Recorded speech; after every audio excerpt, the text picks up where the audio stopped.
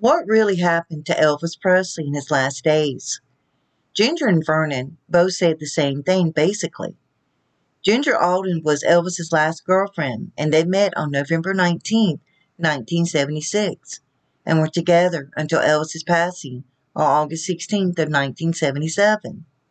Elvis proposed to Ginger just 2 months after they started dating, and they had just set a wedding date earlier that morning before Elvis's passing.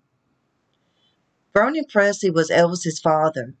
The two were very close as father and son, and Vernon supported Elvis throughout his career. Vernon often toured with Elvis, and they were always together. Vernon often spoke of Elvis's childhood. So Vernon and Ginger Alden were the two that was around Elvis in his last days.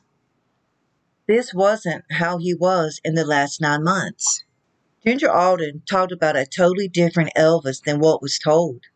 It was put out to the public that Elvis was depressed, miserable, and was overweight, that maybe he had lost his will to go on. Ginger said in an interview that right up until he died, there are things that I've seen in books, and I said that wasn't the person I witnessed. This wasn't the person that I loved, and I was with him 98% of the time. She continued, he was never bored. He didn't act down. We laughed, we watched TV, played the organ in his room.